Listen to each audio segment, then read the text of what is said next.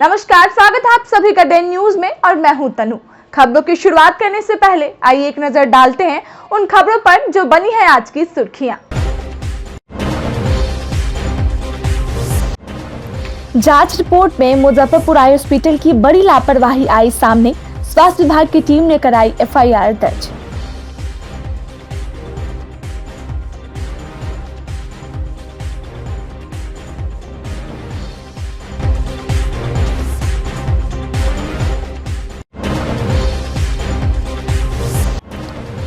अकफोड़वा कांड में अब तक 17 लोगों का निकाला गया आंख, पीड़ित परिवार मचा कोहराम।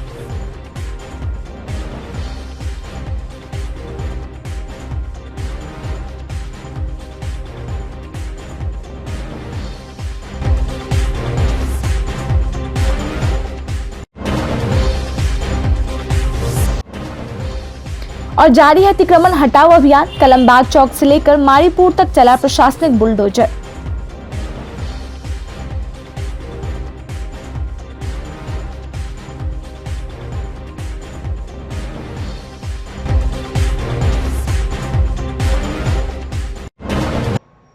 तो ये थी आज की सुर्खी और अब खबरें विस्तार से। खबरों में सबसे पहले अकफोड़वा अस्पताल की बात करते हैं। मुजफ्फरपुर आई हॉस्पिटल प्रबंधन अब पूरी तरह से अकफोड़वा कांड के गोरख धंधे में फंसता हुआ दिख रहा है। 3 दिन बीतने के बाद जब सिविल सर्जन ने कड़ी फटकार लगाई, तब जाकर 65 मरीजों के इलाज की डिटेल्स दी गई।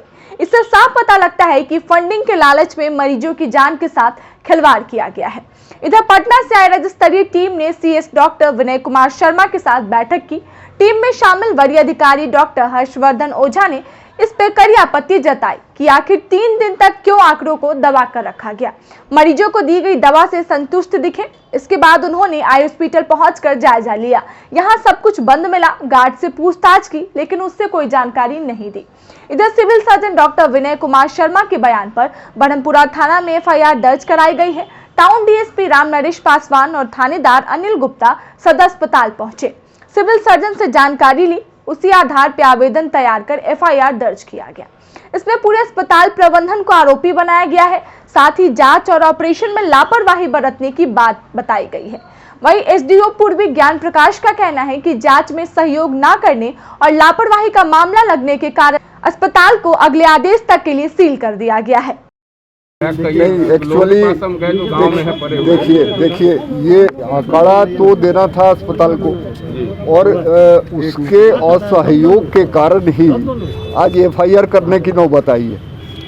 अदरवाइज इसकी जरूरत नहीं थी, जांच होनी थी। और ये तो तय है कि अगर अस्पताल दोषी है तो उसको सजा मिलेगी। एक चीज सर, उस अस्पताल की जांच एनजीओ से संचालित अस्पताल है, उसकी जांच एक बार भी नहीं हुई, जबकि वो बुतियाबिंद के लिए पिछले साल से कॉन्ट्रैक्ट फर्सल करता है। इसलिए सामान्यतः जो जिला स्वास्थ्य समिति से जुड़ा हुआ अस्पताल है या जो अनुदान लेता है उसी की जांच की जाती है। ठीक है, तो इसका तो मार्च के पहले तक ये जुड़ा हुआ था। ठीक है, तो उस समय ये लोग खबर लेते रहते थे। उसके बाद उसका कोई एमओयू नहीं, माने सरकार के साथ नहीं हुआ है। तो फिर वही बात के पहले मतलब जांच हुई है उसकी। हाँ, माने इसमें डीएम साहब का ऑलरेडी आदेश दिया गया है सिविल सर्जन को। ऑलरेडी टीम का भी गठित किया गया है। तो टीम की रिपोर्ट सहित अभी एफआईआर दर्ज करने की कार्रवाई की जा रही है। हम और टाउन डीएसपी दोनों आए हुए हैं और एफआईआर दर्ज करने की कार्रवाई की जा रही है ब्रह्मपुरा थाना अंतर्गत। तो एफआईआर जो दर्ज होगा ना उसी में लिखा रहता है सारा चीज़। प्रबंधन संस्थान है, इसके अलावा और भी जो भी नेक्स्ट कमेटी के रिपोर्ट के अनुसार होगा इस पर कार्रवाई की जाएगी। अभी सिविल सर्जन कार्यालय से प्राथमिकी भेजी जा रही है। हम लोग यहाँ पे आए हुए हैं। प्राथमिकी जैसे ही मिलता है दर्ज कर करके कानूनी कार्रवाई हम लोग करेंगे। प्रथम दृष्टया जो मामला सामने आया उसमें क्या जी, आपने जो वहाँ पर जो देखा है उसमें प्रथम दृष्टया क्या मामला? नहीं, हमने अभी देखा नहीं है। यहाँ आए हैं कार्यालय में, यहाँ कार्यालय में जो भी चिकित्सक मौजूद हैं उनसे हम लोगों ने बात की है कि किस तरह के ये घटना हुई है। इस संदर्भ में हम लोग बातचीत की है। प्राथमिकी होती है तो हम लोग तुरंत वैज्ञानिक तरीके से इसका अनुसंधान भी प्रारंभ करेंगे, तब कुछ बता पाएंगे कि क्या पर क्या है। हॉस्पिटल को अस्पताल के द्वारा जो है सिविल सर्जन साहब के द्वारा जो है लैब को बंद किया गया है और हम जैसे ही प्राथमिकी दर्ज होती है तो हम लोग भी उसको सील कर आगे कार्रवाई करेंगे। गुरुवार को राज्य अंधापन निवारण समिति के 2 सदस्यीय टीम ने मुजफ्फरपुर आई हॉस्पिटल का निरीक्षण किया। निरीक्षण के उपरांत समिति के सदस्यों ने बताया कि मुजफ्फरपुर में संक्रमण की वजह से आंख निकालने की घटना नहीं होती अगर समय से दोषी और धंधेबाज इस अस्पताल पे कार्रवाई हुई होती तो। जूरन छपरा रोड नंबर 2 स्थित आई हॉस्पिटल में मोतियाबिंद ऑपरेशन के लिए पैसे वाले मरीजों के लिए पैकेज की व्यवस्था है। इस पैकेज के नाम पे ऑपरेशन में जो लेंस लगाई जाती है, खेल उसमें भी होता है। खरीद से 10 गुना अधिक राशि पे अस्पताल मरीज से पैसे वसूल करती है। आश्चर्य की बात तो यह है कि लेंस को अस्पताल प्रबंधन रिटेल या होलसेल दुकान से नहीं खरीदकर सीधे कंपनी या उसके एजेंट से खरीदता है। इससे सरकार को मिलने वाली जीएसटी वो अन्य टैक्स का सीधा चूना लगाया जाता है, जिसकी रिपोर्ट वह राज्य सरकार को करेगी। दुखद है और शर्मनाक है और ये क्षम्य नहीं है, क्योंकि जो अस्पताल है ये काफ़ी अस्पताल अच्छा पूर्व से काम करता रहा था, लेकिन अभी ये घटना क्यों घटी है यहाँ। इस अस्पताल का नाम भी था पहले से और अच्छा कार्य कर रहा था, लेकिन यहाँ पर ऐसा क्यों हुआ है, कौन जिम्मेदार हैं और कहाँ पर चूक हुई है, ये जांच के बाद आएगा और उस पर कार्रवाई के लिए विभाग को लिख दिया जाएगा और उस पर कार्रवाई की भी जाएगी। एक और बात आ रही है कि घटिया क्वालिटी का लेंस लगाया जा रहा था और सारे नियमों को ताक पर रखकर जो है ऑपरेशन किए जा रहे हैं। ये जांच के बाद समझ में आएगा। इसको अभी मैं इस पर कुछ कहूँगा नहीं, क्योंकि मैं इसको जांच जब होगा उसके बाद ये पता स्पष्ट हो जाएगा। तो जिसके साथ भी जहाँ भी गड़बड़ी हुई है उनको तो विभाग बख्शेगा नहीं, विभाग कार्रवाई करेगा। गुरुवार को मुजफ्फरपुर आई हॉस्पिटल आंख फोड़वा कांड का मामला प्रधानमंत्री कार्यालय तक पहुंच गया। प्रधानमंत्री कार्यालय ने त्वरित कार्रवाई करते हुए बिहार सरकार के सामान्य प्रशासन विभाग के अधिकारी रविंद्रनाथ चौधरी को जांच का जिम्मा सौंप दिया है। पूरे मामले को लेकर मानवाधिकार अधिवक्ता एसके झा ने बताया कि उनके द्वारा प्रधानमंत्री कार्यालय के संज्ञान में इस मामले को भेजा गया था, जिसमें प्रधानमंत्री कार्यालय ने त्वरित कार्रवाई करते हुए जांच अधिकारी की नियुक्ति कर दी है। हॉस्पिटल के द्वारा जो नेग्लिजेंसी बरती गई 65 मोतियाबिंद ऑपरेशन के मामले में, तो इस मामले में कार्रवाई के लिए मेरे द्वारा पीएमओ को भी पत्र लिखा गया था। पीएमओ ने पत्र को संज्ञान में लिया है और संज्ञान में लेकर बिहार सरकार के सामान्य प्रशाखा में एक ओएसडी हैं श्री रविंद्रनाथ चौधरी, उन्हीं को यह जांच का जिम्मेवारी दिया गया है, जिसकी पत्र की कॉपी मेरे पास में भी उपलब्ध हो गई है। और बहुत खुशी है कि प्रधानमंत्री कार्यालय ने भी त्वरित मामले में संज्ञान लेते हुए बिहार सरकार के एक बहुत ही बड़े अफसर श्री रविंद्रनाथ चौधरी के नाम से पत्र जारी कर इसमें कार्रवाई करने का आदेश जारी किया है, जिसकी कॉपी हमारे पास में भी उपलब्ध हो गई है और इसकी कॉपी वेबसाइट पर भी उपलब्ध है। और हमारी यही मांग है कि ओएसडी साहब के द्वारा जल्द से जल्द इसमें त्वरित कार्रवाई इसमें किया जाए और निष्पक्ष जांच किया जाए। मेरा परिचय हुआ एसके झा, मानवाधिकार अधिवक्ता, civil court. Muzaffarpur eye hospital के पीड़ित मरीजों की संख्या कम होने का नाम नहीं ले रही है। गुरुवार को चनपटिया निवासी ठाकुर साह और उनके परिजन उनको लेकर सदर अस्पताल पहुंचे, जहां नेत्र चिकित्सकों ने उन्हें देखने के बाद एसकेएमसीएच रेफर कर दिया। ठाकुर साह की पत्नी ने बताया कि ठाकुर साह का ऑपरेशन मुजफ्फरपुर आई हॉस्पिटल में हुआ था और उसी दिन डिस्चार्ज कर दिया गया था। गांव जाने के बाद ऑपरेशन वाले आंख में उन्हें दिक्कत होने पर वह लोग जब अस्पताल पहुंचे तो अस्पताल बंद पाया गया। उसके बाद वहां से उन लोगों को सदर अस्पताल भेजा गया, जहां पे फिर उन्हें एसकेएमसीएच भेज दिया गया। फोन को के भैया बोलौनी है। यहाँ कोई जांच हुआ है इनका? हाँ, वो खाली लिख पढ़ पनिया लगान। इसके बाद कहाँ भेजा जाएगा? हॉस्पिटल का नाम तो नहीं कही यार। कौन हॉस्पिटल भेज देंगे? बताया है कि मेडिकल में। मेडिकल में, हाँ। कब हुआ था इनका ऑपरेशन? 22 तारीख के। तब से दिक्कत है? हाँ। दिखाई नहीं दे रहा है? ना, आँख बह गई बा। बह गया? हाँ। क्या कहा जाए, आँख निकाला जाएगा? ना, आप क्या तरह आँख निकलाई? आँख निकलाई तो उतना ही चाहिए। नाम क्या हुआ इनका? ठाकुर शर्मा। आपका? उमरावती देवी। कहाँ से आए थे आप लोग? चनपटिया, गांधीनगर। यहाँ आई हॉस्पिटल के बारे में कैसे पता चला था कि यहाँ पे मोतियाबिंद का ऑपरेशन होता है? गांव के लोग कहल जो तई बड़ा बढ़िया ऑपरेशन होता तो हम लेके वही चंदन तहसील के यहाँ वही तो आँख बनल, सोमवार के 4 बजे आँख बनल आ हमी के मंगर के छुट्टी दे दिलन आ लेके गई सन तो कहलन जे पट्टी बिहान वाले हटा के आ पोछ ओछ के दवाई डाल के आ चश्मा पहना दे के जब खोला तानी सन तो आँख बह गई रहे आ उ बात था फूल के हतना के हो गई। फिर यहाँ हॉस्पिटल में आए थे तो कुछ कहा था वो लोग? हाँ ना में बंद हो गई रख ना ढुके दौल ना ढुके दौल गाट लो हम कहनी खोली बोलाई डॉक्टर के चेक कराओ के बाद यहाँ पे कौन बुलाया था सदर अस्पताल में? एमे कोनो भैया बोलौनी कथी नाम है उनका? सुभाष सिंह नाम है उहे भैया बोलौनी तो वहीं मनियारी के रहने वाले मोहम्मद मुस्लिम जो दर्जी का काम करते थे अब कभी सिलाई नहीं कर पाएंगे। उनकी पत्नी ने बताया कि सुई में धागा नहीं डाल पाने की स्थिति हो गई और उन्हें काम करने में दिक्कत होने लगा। तब उन्होंने मुजफ्फरपुर आई हॉस्पिटल में एक आंख का ऑपरेशन करवाया जो आंख पूरी तरह खराब हो गई और दूसरी आंख में भी अब दर्द दे रहा है, जिसके कारण अब तो लगता है कि कभी सिलाई नहीं कर पाएंगे। उनकी पत्नी ने सरकार से आंख के बदले आंख या मुआवजा देने की बात कही है। अपने बारे में बताइए, पूरा क्या क्या समस्या आई, कैसे कैसे ऑपरेशन कराने गए थे? हम तो यहाँ से गए हैं, ये आँख में बायां आँख में माने की दिक्कत था, नहीं बुझाता था। हाँ कि बनवा लेंगे तो बाल बच्चा के प्रतिपाल होगा। हाँ और तो कोई नहीं है हमको सहारा बाल बच्चे को प्रतिपाल करने के लिए। इसीलिए हम चले गए बनवाने के लिए। अब डॉक्टर साहब ऐसा न बना दिए कि आँख हमको ले मारे। कितने तारीख को ऑपरेशन करवाया था और कहाँ करवाया था? 22 तारीख को, 22 नवंबर को जी। कहाँ कराए थे? यही क्या नाम है, आई हॉस्पिटल। उसके बाद क्या समस्या हुई? मैंने ऑपरेशन के बाद जब घर आए उसी दिन आ गए? नहीं उस दिन नहीं, एक रात रख लिए।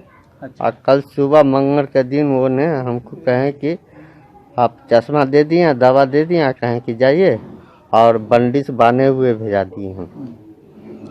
यहाँ के क्या क्या समस्या शुरू हुई थी? यहाँ का क्या समस्या होगा, यहाँ पर आए हैं हम बंडिश ने खोल के और थोड़ा गर्म पानी करके उसको ठंडा कर उसको पोंछ कर चश्मा पहन लिए। अब क्या दिक्कत आ रही है? अब दिक्कत आ रही है कि साफ बुझा रहा है कि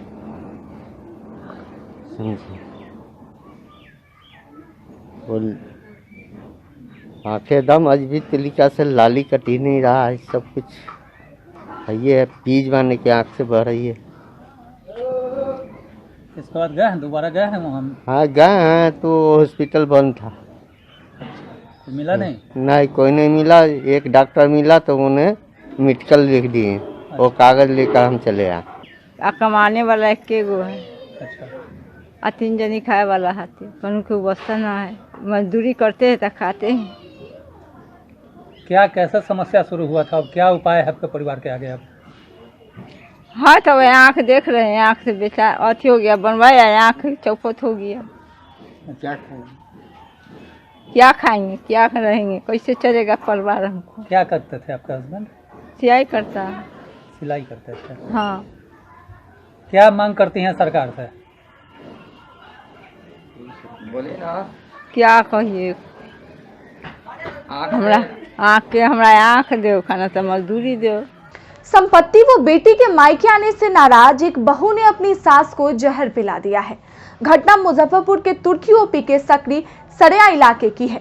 घटना के बाद पूरे इलाके में सनसनी फैल गई है। वहीं आनन फानन में सास को सदर अस्पताल में भर्ती कराया गया है, जहां से प्राथमिक उपचार के बाद डॉक्टर ने SKMCH रेफर कर दिया, जहां उसकी स्थिति गंभीर बताई जा रही है। पीड़ित महिला सकरी सरिया निवासी लल्लू सिंह की पत्नी सुनीता देवी है। मामले में लल्लू सिंह ने आरोप लगाते हुए कहा कि उनका एक बेटा है, 2 बेटी है, दोनों की शादी हो गई है। एक शहर में रहती है, दूसरी असम में रहती है। करीब 3 वर्ष पूर्व बेटी की शादी कराई थी। शादी के कुछ दिनों बाद तब तक सब ठीक रहा। उसके बाद बहू सभी को प्रताड़ित करने लगी। उन्होंने कहा कि बहू संपत्ति को हड़पना चाहती है। इसके अलावा बेटी जब कभी भी मायके आती है तो उसको लेकर भी विवाद करती है। उन्होंने कहा कि बेटा शहर में रहकर कपड़े का काम करता है, जबकि वो खुद शहर चले जाते हैं। कहा कि गुरुवार को वे और उनका बेटा काम पे चला गया। इसी दौरान घर पे उनकी पत्नी के साथ बहू और उसके पिता समेत एक अन्य व्यक्ति मौजूद था। सास को अकेले पाकर मारपीट की, फिर उसे पटक कर जहर पिला दिया। बैठल बैठल सब्जी कटै रही तो वो कहल है जे अगला बार भागल रही तो मंगलसूत्र ढोल ना फेंक देले रहे तो हम मंगल है तो हम निकाल के बेटा के हाथ में दे दिलिए। तो बेटा देवे गल है तो कहल है जे पायल, हम कहली जे पायल तोहर न हो, अभी पायल के पैसा न सधल है, सज जते सोनार के तो ले लीहे। ओकरा बाद कहिए एकरा के गाड़ी पढ़े लगलक है, बेटा के गाड़ी पढ़े लगलक है, फोन करे लगलक है मुखिया के, सरपंच के, थाना के, नैहर। आपको जहर कैसे खिलाई है वो? जहर बेटा चल अयलक है, बूढ़ऊ चल गलथिन है गोसा के, बाप के बुला के, अब बाप लेके अल है। अभी कटोरा हमरा घरे में है, वैसा ही है बिगड़ और मारली है, धकेली है, 2 गोरा से तो हम ना जीत पाए, धकेली है तो वो गिर भी गलक है। और कटोरा दवाई और मुँह में गलक है और नीचे। गुरुवार को एक बार फिर गरीबों पे चला नगर निगम का बुलडोजर। नगर निगम के द्वारा शहर को जाम से निजात दिलाने के नाम पर शुरू किया गया अतिक्रमण हटाओ अभियान एक बार फिर कलमबाग चौक से मारीपुर चौक तक चलाया गया, जिसमें अस्थायी दुकानदारों को तो हटाया गया पर स्थायी कब्जेदारों को निगम की मेहरबानी से छोड़ दिया गया। नगर निगम के लगभग सभी वार्ड अस्थायी अतिक्रमण के शिकार हैं। के खिलाफ नगर निगम का हवाई अभियान चलता तो है पर इसका असर होता दिखाई नहीं देता है। गुरुवार को एक बार फिर सिर्फ वार्निंग देकर रसूखदार अतिक्रमणकारियों को छोड़ दिया गया। वहीं गरीब ठेला चालकों के सामानों को जब्त कर लिया गया, जबकि निगम चाहती तो फाइन या वार्निंग देकर उन्हें भी छोड़ दिया जा सकता था। जिस बात का आक्रोश फुटपाथी दुकानदारों ने जताया, उन्होंने कहा कि निगम का डंडा हमेशा गरीबों पे ही क्यों चलता है। दुकानदारों ने बताया कि स्ट्रीट वेंडर का लाइसेंस उनके पास है, इस लाइसेंस के आधार पे उन्हें लोन भी मिला हुआ है। अब जब दुकान ही जब्त हो गई तो लोन कैसे चुकाएंगे, यह चिंता सताने लगी है। लोग को कोई टाइम नहीं दिया गया और एक बैग हटाने का कारण बताया, जिसमें हमारा सामान बहुत क्षतिग्रस्त हो गया, जिस कारण हम लोग जो लोन लिए हैं बैंक से, नगर निगम से, तो उनको हम लोग कहाँ से सधाएंगे हैं। इन लेकर हम लोग को कोई टाइम नहीं दिया गया और बड़े बड़े जो दुकानदार हैं उनको छोड़ दिया गया। मतलब हम लोग जो गरीब है हम लोग इसी तरह मर जाए हैं रोड पर। बताइए हम लोग लोन कहाँ से देंगे? हम लोग को भी तो कोई अस्थायी किया जाए हैं। हम लोग का भी तो बाल बच्चा, हम लोग का भी तो पेट है, आगे का भी तो बताइए आगे हम लोग कहाँ से देंगे? आपने लोन दे दिया, हम लोग का गरीब पर ध्यान है आप लोग को, लेकिन बड़े बड़े जो उन पर कोई ध्यान नहीं है। सरकार हमको तो बताइए फुटपाथ पर से हटा दिया, अब बताइए हम लोग गरीब आदमी कहाँ से जाए, कहाँ कमाने जाए, कहाँ नौकरी? हमको तो कोई बिजली से जो अपना धंधा कर रहे हैं वही करने आता है, कोई नौकरी कर नहीं सकते, कलम चला नहीं सकते। अब बताइए हम लोग कहाँ जाए? लोन लिए हुए हैं, वही तो बात है। बताइए बेरोजगार आप कहाँ से बताए? बोला गया था जो कि आप लोग को अस्थायी जगह मिलेगा, जबकि I card, voter ID card, Aadhaar card, pan card सब वगैरह दिया हुआ था, पासपोर्ट फोटो सब ले गया जो आप लोग को अस्थायी जगह मिल रहा है, लेकिन ऐसा कुछ नहीं हुआ। और हम लोग का एक आके सामान क्षतिग्रस्त कर दिया, जिसमें हम लोग को घर में बाल बच्चा भी है, दिक्कत होगा, प्लस लोन है उसमें कहाँ से चुका पाएंगे। सरकार तो बसाने की बात करती है, उसके बाद उजाड़ने। सरकार तो ऐसा ही बोलती है बसाने के लिए, पहले उजाड़ेंगे उसके बाद ही कहीं बसाएंगे। पैसे लोग वाला से अगर रोड पर लगा हुआ है तो उसको नहीं हटाया गया है। गरीब लोग के हम लोग के उजाड़ के पूरा तोड़ दिया है सब चीज। उनको बोला है कि खाली धैले रहो, तो वो लोग के नहीं, गाड़ी घोड़ा सारा लगा हुआ है, दुकान है, हर चीज है सर। हम लोग कहाँ जाए? वो कपड़ा प्रेस करते हैं, यहाँ पर खाते थे हम लोग।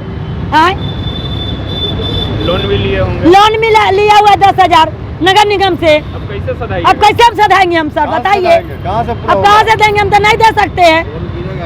लोन गिरेगा तो वो अपना समझेंगे, फाइन मारेगा जाएगा, हम तो नहीं दे सकते हैं। कहाँ से देंगे हम सर? कहाँ से देगा? सरकार बसाने की बात करती है, उसके बाद उजाड़ बोल हाँ कहे कि बस जाओ, तुम लोग का बसबंदी करेंगे, तो जब कर दिए तब काहे उजाड़ दिए? आप लोग दुकान बना के देते हैं हम लोग को, रोड पे कहाँ रहेगा लोग? किराया ले, एडवांस ले, हम लोग दे दुकान। इसके लिए आप पूरा यहाँ से चले जाइए, आप छाता चौक से पूरा खाली जमीन है, बड़ा बड़ा कैंपस है, उसमें जंगल झाड़ लगा है, यहाँ हम लोग को दुकान बनाने के लिए दुकान नहीं है। लेकिन यहाँ कोई सुनने वाला नहीं है। खाली रोड पर से गरीब को हटाइए, उसका वैकल्पिक व्यवस्था कीजिए, वैकल्पिक व्यवस्था कीजिए उसका, क्या तब हटाइए। हाई कोर्ट भी कहे हुए कि वैकल्पिक व्यवस्था करो तब दो, हटाओ। गुरुवार को विद्युत संशोधन बिल 2021 के खिलाफ अखिल भारतीय प्रतिवाद दिवस के तहत बिहार राज्य विद्युत उपभोक्ता फोरम के बैनर के तत्वाधान में ओरियन क्लब मैदान से जुलूस निकाल रामदयालु स्थित north Bihar power distributor private limited के कार्यालय के समक्ष प्रदर्शन कर भारत सरकार की ऊर्जा मंत्री के नाम से मांग कर ज्ञापन सौंपा गया। संगठन के सदस्य डॉक्टर बीके प्रलयकार ने कहा कि भारत सरकार एक तरफ देश में कोयला आपूर्ति का कृत्रिम संकट पर प्रचार करके ऑस्ट्रेलिया से अडानी कंपनी से कोयला खरीदने का माहौल बना रही है, तो दूसरी ओर कंपनी के लिए महंगी दर पर बिजली बेचने का रास्ता तैयार कर रही है।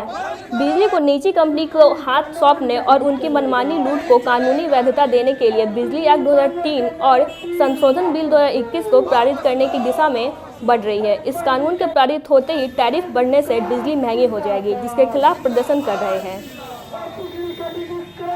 ये प्रदर्शन विद्युत में जो विद्युत की गति से जो वृद्धि हो रही है और आम आवाम को के सारे अधिकार बंद किए जा रहे हैं, यानी अब बिजली पर ही सारे, चाहे छोटा आदमी हो, बड़ा आदमी हो, कोई भी हो, उसको बिजली पर ही अब आश्रित होना पड़ेगा। जिस तरह से पानी, हवा, भोजन की आवश्यकता जिस तरह से लोगों को थी और है, उसी तरह से अब बिजली को भी ये सरकार द्वारा बना दिया गया। बिजली की कोई आवश्यकता बहुत ज़्यादा पहले नहीं थी, लेकिन आज के डेट में अब तो मिट्टी तेल भी नहीं मिल रहा है जिसको लोग जला सकें। अब तो जिस तरह से सांस लेने के लिए हवा की ज़रूरत है, भोजन को, इस शरीर को पौष्टिकता के लिए ज़रूरत है, जिस तरह से पानी की ज़रूरत है, और इस सब चीज़ को सस्ता करके इसलिए रखा गया कि ये जन कल्याणकारी योजना के अंतर्गत आता है। और लेकिन जन कल्याण से इनको कोई मतलब नहीं है, इनको मतलब है चुनिंदे उद्योगपतियों से। और ये उद्योगपति को चाहते हैं कि उद्योगपति ही इस देश में रहे और उसी उद्योगपति का ये पूरा देश गुलाम बन के रहे। इन्होंने हवाई जहाज बेच दिया, एयरपोर्ट बेच दिया, रेलवे बेच दिया, ये जो है सो LIC बेच दिए, बैंक को बेच दिए, ये सारे चीज़ को बेचते जा रहे हैं। उसी तरह से अब जितने भी जो थर्मल पावर गवर्नमेंट के हैं उसको भी बेचने की बात हो रही है। यानी हर तरह से ये सरकार चाहती है कि अब ये उद्योगपति के अंदर में ये उद्योगपति के अंदर में पूरा देश, जिस तरह से अंग्रेज के अंदर में अंग्रेज का गुलाम ये हमारा देश था, उसी तरह से अब जो है सो ये मुट्ठी भर चुनिंदे 150 जो उद्योगपति हैं उनके गुलाम बन के ये पूरा देश रहेगा। देश से हम लोग इस चीज़ को, इस पर धरना प्रदर्शन करके सरकार को आगाह करना चाह रहे हैं कि अभी भी संभल जाओ, नहीं तो अब तुम्हारी छुट्टी तो है ही, समझे कि नहीं, कुट्टी भी हो जाएगी। इसीलिए छुट्टी के साथ साथ कुट्टी का आह्वान करते हुए इस बिजली उपभोक्ता फोरम की तहत से पूरे देश भर में ये प्रदर्शन किया जा रहा है। गुरुवार को नागरिक मोर्चा के द्वारा शहीद भगवान लाल पुस्तकालय भवन में आई हॉस्पिटल में हुए अखफोरवा कांड को लेकर विरोध सभा का आयोजन किया गया। विरोध सभा के माध्यम से सरकार से मांग किया गया कि जिनका आंख निकाला गया है उनको सरकार मुआवजा दे और आई हॉस्पिटल पर उचित कार्रवाई करे। मौके पर मोर्चा के महासचिव मोहन प्रसाद सिन्हा, अधिवक्ता मुन्नी चौधरी सहित कई सदस्य मौजूद रहे। आज आई हॉस्पिटल के खिलाफ बिहार विचार मंच, श्री नवयुवक समिति ट्रस्ट एवं नागरिक मोर्चा के संयुक्त तत्वाधान में इस जघन्य अपराध के खिलाफ आज विरोध सभा का आयोजन कर हम लोगों ने आई हॉस्पिटल को बंद करने, सभी जो उसके भुक्तभोगी हैं जिनको अंधा बना दिया गया है उन सभी लोगों को 5-5 लाख रुपया मुआवजा और उनको आजीवन उनको पेंशन देने की व्यवस्था और सभी दोषी डॉक्टर और कर्मचारियों को अविलंब गिरफ्तार किया जाए, अन्यथा नागरिक मोर्चा मुजफ्फरपुर का चक्का जाम करेगी। यह जघन्य अपराध है, इसके लिए फांसी की सजा भी होनी चाहिए, क्योंकि वह बेचारा गरीब अंधा होकर के क्या करेगा, कहां जाएगा, वो किसके आगे हाथ फैलाएगा। बिहार सरकार मौन व्रत लिए हुए है, सत्ता पक्ष के लोग कुछ बोल नहीं रहा है, इसलिए बिहार सरकार को इसमें हस्तक्षेप करना चाहिए। गुरुवार को गौशाला रोड स्थित बागेश्वरी मुख बधिर आवासीय विद्यालय के प्रांगण में मुख बधिर बच्चों के बीच painting, chess, ludo, carrom, badminton, jalebi race सहित विभिन्न खेलों का प्रतियोगिता आयोजित किया गया, जिसका उद्घाटन मुख्य अतिथि समाजसेवी वैभव मिश्रा ने बैडमिंटन खेलकर किया। संस्थान के सचिव संजय कुमार ने बताया कि आज जो प्रतियोगिता हुआ है, जो बच्चे प्रथम, द्वितीय एवं तृतीय स्थान पर आए हैं, उन्हें दिनांक 3 तारीख को विश्व दिव्यांग दिवस पर पुरस्कार देकर सम्मानित किया जाएगा। मौके पर समाजसेवी बबली गुप्ता, प्राचार्य राजू कुमार, बादल राज सहित कई लोग उपस्थित रहे। आज भावेश्वरी मुख बधिर विद्यालय में कल दिव्यांग दिवस के अवसर पर कुछ सांस्कृतिक कार्यक्रम निर्धारित किया गया है, जिसके तहत आज एक छोटी सी प्रतियोगिता का कार्यक्रम इन बच्चों के माध्यम से यहाँ पे किया गया है और इसमें फर्स्ट, सेकंड, थर्ड जो भी आएंगे उन्हें कल गणमान्य अतिथियों द्वारा सम्मानित किया जाएगा। और इसी संदर्भ में आज यहाँ पे मैं आया हूँ, बच्चों का मनोबल बढ़ाया, उन्हें हौसला अफजाई किया। आखिर ये भी हमारे समाज से हैं और एक तरह से हम सभी को आगे आकर, समाज के जितने भी प्रबुद्ध लोग हैं उन सभी को आगे आकर इनकी सहायता करनी चाहिए, इनका हाथ बटाना चाहिए। यही बस इसी उद्देश्य से आज मैं आया हूँ। सर 3 दिसंबर को पूरे वर्ल्ड में दिव्यांग दिवस मनाया जाता है। उसी के उपलक्ष्य में, उसके पूर्व में आज मैंने पूरे मुख बधिर दिव्यांग बच्चों के साथ बैडमिंटन प्रतियोगिता, रंगोली प्रतियोगिता, पेंटिंग प्रतियोगिता, jalebi race, carrom board, chess, ludo इत्यादि गेमों का आज हम लोगों ने पे कंपटीशन कराया है। जो बच्चे इसमें फर्स्ट, सेकेंड आएंगे उनको ट्रॉफी और मेडल से पुरस्कृत करेंगे और बाकी जो बच्चे को उनको प्रोत्साहन पुरस्कार भी देंगे। आज का मतलब हमारे कार्यक्रम का मुख्य अतिथि या उद्घाटन करता है वैभव सर और उन्हीं के कमलों द्वारा आज का कार्यक्रम को उद्घाटन किया गया है। आज की खबरों में बस इतना ही। कल फिर मिलेंगे कुछ नई खबरों के साथ। तब तक के लिए डे न्यूज़ परिवार को दीजिए इजाजत। नमस्कार।